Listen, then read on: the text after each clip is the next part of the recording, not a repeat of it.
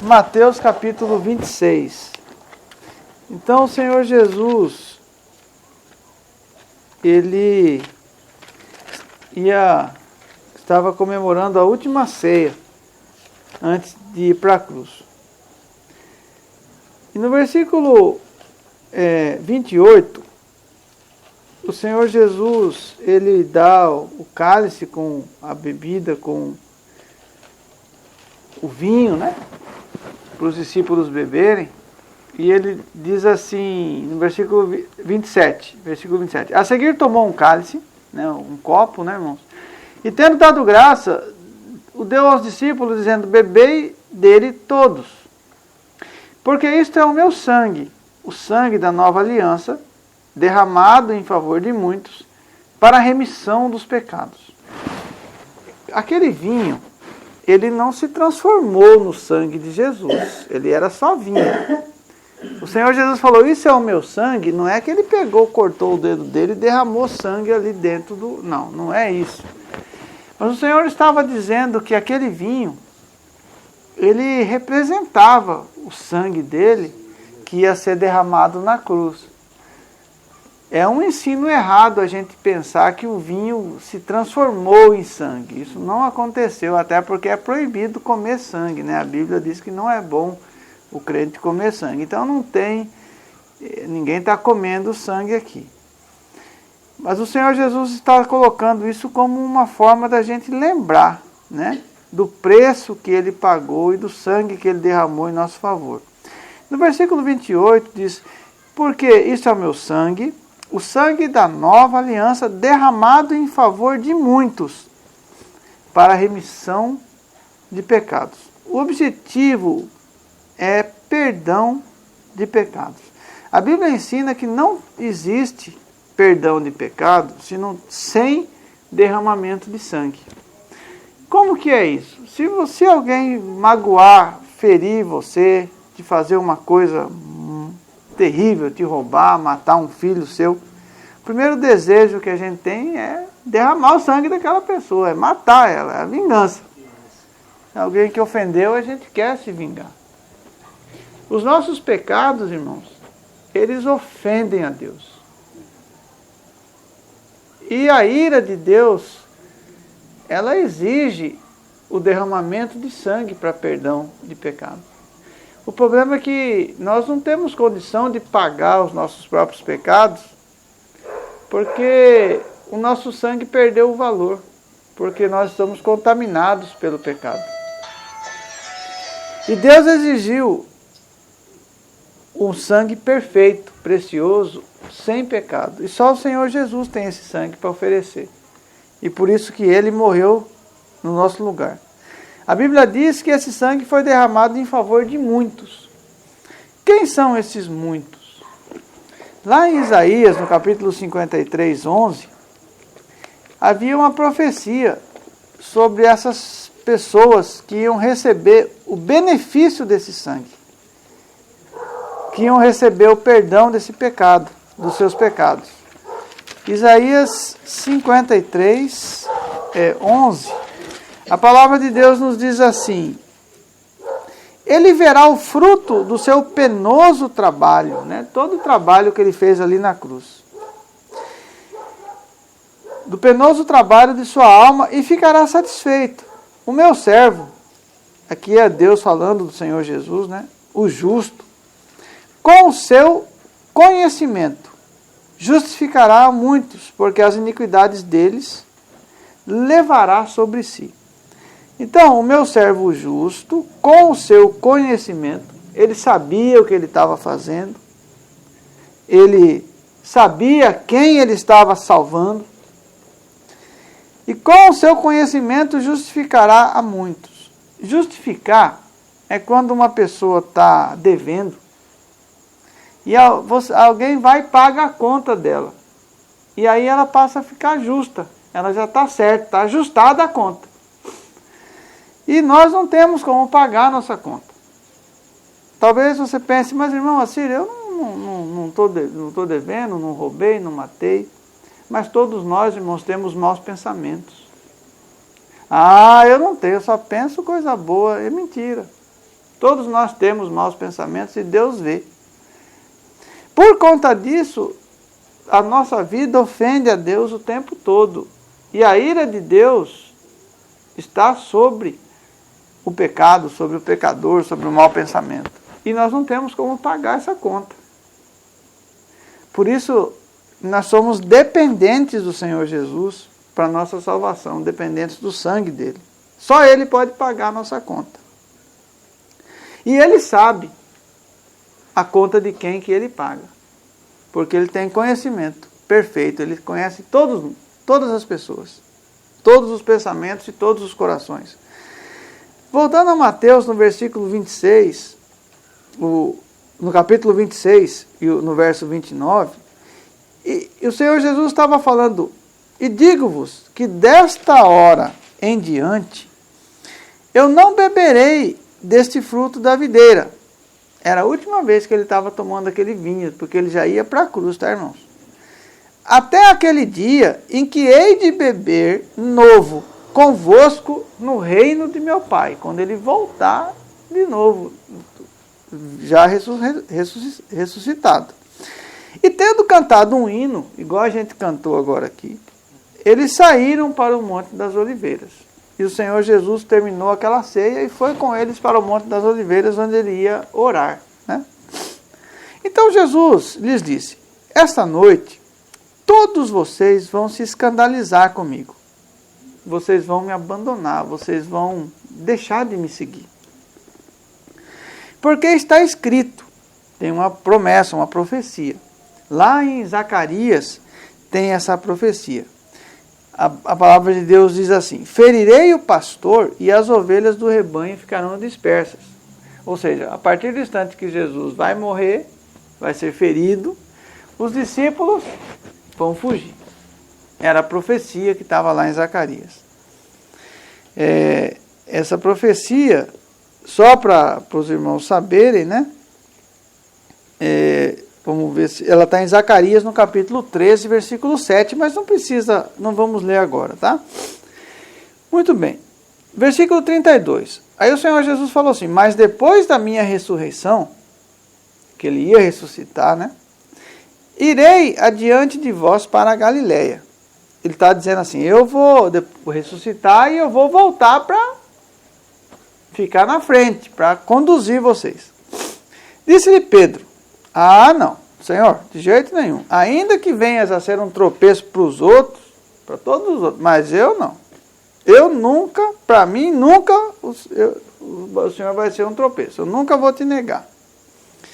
Versículo 34. Respondeu-lhe Jesus, em verdade te digo que nessa mesma noite, antes que o galo cante, tu me negarás 3 vezes. Esse galo era uma corneta que tocava quando tinha troca de guarda. Não sei se quem já serviu o exército, né, irmão? Sabe que tem a troca de guarda. E lá naquela época tinha uma corneta que chamava galo, tá? E tocava e trocava. E quando Jesus foi preso, ele ficou num lugar ali que tinha uma guarda e tocava essa trombeta a cada 3 horas, né? E naquela madrugada, a primeira hora que ela ia tocar ia ser acho que às 3 da manhã, né? E Jesus foi preso à noite. Então Jesus falou para ele assim, antes do galo cantar, tocar, né? Você já vai ter me negado 3 vezes. O Pedro não falou, não, eu não nego. Disse-lhe Pedro, ainda que me seja necessário morrer contigo, de nenhum modo te negarei. E todos os discípulos disseram o mesmo. Todo mundo falou, não, eu não nego. Que na hora da empolgação, irmão, tem muita gente que fala que nunca vai negar Jesus. Mas quando a coisa aperta, quando vem aqueles convites para sair, para festar, quando vem aquele convite para fazer uma coisa errada, ganhar o dinheiro mais fácil, aí a pessoa nega, esquece o Senhor Jesus. E a gente pensa às vezes que é muito forte. Não, comigo não. Os outros pode ser. Mas irmãos, forte é só o Senhor Jesus, nós somos fracos. O próprio Senhor Jesus disse vigiai e orai, porque o espírito está pronto, mas a carne é fraca. E aquele que confia na carne, que se acha muito bom, você pode saber que lá na frente ele vai dar uma cabeçada. Porque a carne, irmão, ela está sempre pronta para levar a gente para o buraco. Em seguida, foi Jesus com eles a um lugar chamado Getsêmani, um lugar lá no monte, e disse aos seus discípulos: assentai-vos aqui, enquanto eu vou ali orar. O Senhor Jesus era um homem de oração. Ele sempre estava orando, falando com o Pai, mesmo que a situação tivesse difícil, que ele sempre orava. E levando consigo Pedro e os dois filhos de Zebedeu, que eram Tiago e João, que eram filhos de Zebedeu, tá, irmãos? Ele começou a ficar muito triste e a ficar angustiado, muito triste. Então o Senhor Jesus, a Bíblia fala, irmão, muitas vezes que o Senhor Jesus ficou triste. Mas a Bíblia nunca fala que o Senhor Jesus estava dando gargalhada. Estava rindo à toa, contando piada. Eu acho muito difícil que ele tenha feito isso, porque a vida dele foi muito dura, irmãos. Foi muito difícil. Ele carregou um peso muito grande. O peso dos nossos pecados, dessa terra que está imersa na sujeira, e a gente sabe o quanto as coisas Satanás tem feito. Eu vejo que o Senhor Jesus tinha muito pouco motivo para ficar de brincadeirinha, dando risada. Porque ele sabia que o inferno é muito sério. E o inferno é para sempre. E ele sabia o quanto ia ser caro para tirar uma pessoa do inferno. Hoje é muito comum a gente brincar, achar que não é tão sério assim, que lá no fim vai dar tempo da gente mudar de ideia. Mas não é, irmãos. Com Deus a gente nunca brinca, porque as coisas do Senhor são muito sérias. E o Senhor Jesus, profundamente triste naquele momento em que ele estava lutando pelas nossas almas, ele chamou Pedro, Tiago e João para orar com ele. E ele foi orar. Então ele lhe disse: a minha alma está profundamente triste até a morte. Ficai aqui e vigiai comigo. Adiantando-se um pouco, o Senhor Jesus prostrou-se sobre o seu rosto, ele caiu no chão, com o rosto no chão, e ele orava. Eu não sei se os irmãos já tiveram a oportunidade de orar assim, com o rosto no chão, mas orar de verdade, irmão, com dor no coração, orar realmente naquela hora que a coisa está muito difícil. E o Senhor Jesus, ele estava orando, dizendo: meu Pai, se possível, se é da vontade do Senhor, né, como o Edivaldo orou, né? Se é possível, Senhor, se dá para o Senhor fazer isso, eu queria que o Senhor passasse de mim esse cálice. Está muito difícil, se o Senhor puder me livrar. Todavia, Senhor, não seja como eu quero, mas sim como Tu queres. Quem manda é o Pai. O Senhor Jesus, ele estava vendo, irmão, que o que ele ia sofrer era muito. E ele perguntou ao Pai se não era possível. Se tivesse um outro jeito dele salvar a mim e a você, sem ter que ir para a cruz. Porque a cruz era terrível, irmãos. Morria aos poucos, devagar, sangrando. Os bichos urubu vinha, sentava assim, começava a comer um pedacinho. E a pessoa ia morrendo devagar. Era uma morte, era a pior morte. Apanhava muito. O Senhor Jesus falou para ele: mas Pai, não seja como eu quero, mas sim como Tu queres. É muito difícil, irmão, a gente falar para Deus: Senhor, seja feita a Tua vontade. Não seja como eu quero, mas sim como Tu queres. Mas a gente tem que falar isso para Ele, irmão. Porque a vontade dEle é melhor que a nossa. Amém. Normalmente a gente gosta de coisa errada. E Deus, Ele não deixa a gente fazer a nossa vontade muitas vezes, porque a gente vai errar. É igual criança, irmão. Se você deixar ela fazer tudo que ela quer fazer, ela vai pôr o dedo na tomada, vai pôr a mão, vai derramar óleo quente no corpo. Você não pode deixar. E Deus não pode deixar a gente fazer o que a gente quer. E o Senhor Jesus, voltando para os seus discípulos, achou os discípulos dormindo. E ele falou para Pedro, Pedro, então nem uma hora você pode vigiar comigo aqui, me ajudar em oração? Você não falou que nunca ia me negar? Na oração você já não está indo? Vigiai e orai, para que não entreis em tentação. O espírito, na verdade, ele está pronto, mas a carne é fraca. A oração, irmãos, a oração é que fortalece o nosso coração. Você está orando, talvez você fale, não, mas eu estou orando e eu não estou recebendo a bênção. Está sim. Porque a bênção principal, irmão, é a sua amizade com Deus. A bênção principal não é casa, carro, saúde. Essas coisas são boas. Mas a principal bênção é poder conversar com o nosso Deus. E o Senhor Jesus, irmãos, ele não ia receber a resposta dessa oração dele do jeito que ele pediu. Ele pediu para não ir para a cruz. Mas o Pai não ia atender o pedido dele. Só que ele recebeu, irmãos, uma coisa que é mais preciosa, que é poder fazer a vontade do Pai e ter amizade com o Pai. E o Senhor Jesus, versículo 42, tornando-se a retirar-se, orou de novo, dizendo, meu Pai, se não é possível passar de mim esse cálice, sem que eu beba, faça-se a tua vontade. Versículo 43. Ele falou, Pai, se não tem outro jeito, então seja feita a tua vontade. E voltando, o Senhor Jesus, de novo, para ver os discípulos, achou-os outra vez dormindo, porque os seus olhos estavam pesados. Os discípulos é igual a gente, irmão, não consegue orar. Ora 5 minutos e acabou o assunto. E isso, irmãos, é um exercício que a gente tem que fazer para orar mais tempo. Porque vai orar, o olho fica pesado. Pedro, Tiago, eles eram assim também. Conseguiam orar. Mas eles não conseguiam orar, irmãos, porque eles ainda estavam lendo pouco a Bíblia. Não sabiam ler os Salmos para aprender. Porque o Salmo ensina a gente a orar. A gente vai lendo o Salmo, a gente vai aprendendo a orar. E a gente pede a Deus nos dar o Espírito Santo. E o Senhor nos dá o Espírito Santo também ensina a gente a orar, junto com a Bíblia.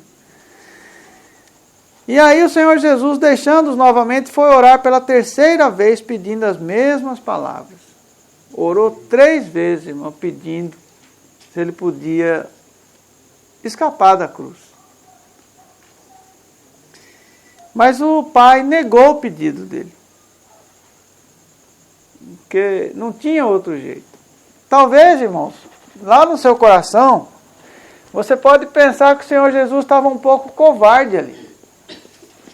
Com medo da cruz, de morrer. Mas nunca pense isso, irmão. Porque lá atrás, o Senhor Jesus falou, eu vim para morrer. Ele não estava com medo da cruz. O único medo que o Senhor Jesus tinha, irmãos, é porque era uma coisa mais terrível do que a cruz que ele ia suportar. São os nossos pecados. Porque ele é santo, o coração dele é puro, ele nunca viu a maldade, ele nunca pensou numa coisa suja. E quando ele foi para a cruz, o Senhor nosso Deus colocou sobre ele os nossos pecados. Naquele momento na cruz, irmão, ele viu o que está dentro da nossa cabeça, toda a sujeira que nós temos aqui escondida, todos os maus pensamentos, todas aquelas vinganças, aquele ódio que a gente já sentiu e que é pecado, foi para cima do Senhor Jesus. Por isso que ele suou sangue. Ele não suou sangue porque ele estava com medo de morrer, não, irmãos. Mas ele suou sangue porque ele é puro e santo e nunca pecou, e o nosso pecado estava em cima dele. E ele viu toda a tristeza, toda a imundícia que para sobre a terra, com o mal que nós fizemos, e nós somos culpados. Nós somos culpados. Por isso foi muito doído naquela cruz, e ele falou, Pai, por que me abandonaste? Porque Deus, irmãos, ele não compartilha com o pecado. Naquele momento que o Senhor Jesus estava com o nosso pecado, o pai estava longe dele, porque Deus sempre fica longe do pecado. E essa dor foi muito grande para o Senhor Jesus. E eu sei, irmãos, eu falo para os irmãos que foi muito mais doído do que aquele chicote que bateu nas costas dele. Foi ter que aguentar o nosso pecado sobre ele.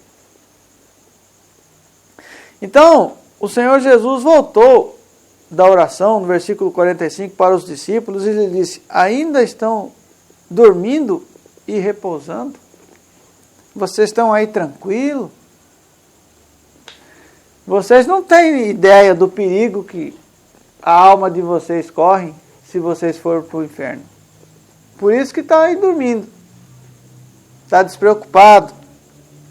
Não tem muita noção do verdadeiro perigo, né? Mas o Senhor Jesus falou para eles assim: é chegada a hora. O Filho do Homem está sendo entregue nas mãos de pecadores. Pessoas más, né? Levantai-vos, vamos, eis que o traidor se aproxima. Judas estava chegando, irmãos, com um monte de soldado para prender o Senhor Jesus. E o Judas tinha combinado. Vocês lembram o que Judas combinou com o soldado? Como que ele ia mostrar quem que era Jesus? Ele ia apontar o dedo. O que ele ia fazer? Vocês lembram ou não? Um beijo. Olha aí, Joilson acertou. Naquela região ali, irmãos, é muito comum, como o pai hoje beija o filho, naquele lugar ali do Oriente, quando são pessoas amigas, tem uma amizade sincera, é normal o homem dar o ósculo, dar o beijo, né? Encosta um rosto no outro. É da cultura dele. Na nossa cultura do Brasil não tem. Mas o Senhor Jesus, ele tinha muita amizade com os apóstolos, com os discípulos. Ele tinha muita amizade. Eram pessoas queridas. Era muito difícil para ele saber, irmãos, que todos iam abandonar, todos os amigos dele. Ia deixar ele sozinho na cruz. E um dos amigos dele, que era o Judas, ele sabia que ia trair ele com um beijo, né? Ia apontar ele para ele. E o Senhor Jesus, no versículo 47, ele estava falando ainda, e eis que chegou Judas, um dos 12, e com ele uma grande turba, com espadas e porretes, vinda da parte dos principais dos sacerdotes e dos anciãos do povo. Ora, o traidor lhes tinha dado este sinal: aquele a quem eu beijar é esse, prendei-o. O soldado não sabia como que Jesus era, irmãos. É igual nós hoje. Você sabe como que era o rosto de Jesus? Não. Ninguém sabe, né, irmão? O soldado também não sabia. Sabe por que a gente não sabe, irmão? Porque é proibido fazer imagem de Jesus. Jesus é Deus, Ele é Senhor, Ele é Santo. A gente não faz imagem dele. Nem hoje e nem naquela época não podia fazer. O apóstolo Pedro, o apóstolo Paulo, podia até ser pintor, né? Saber fazer retrato, pintar. Vou pintar um quadro de Jesus. Não, não pode. De Deus a gente não faz imagem. Nem agora, nem nunca. Então eles não conheciam Jesus.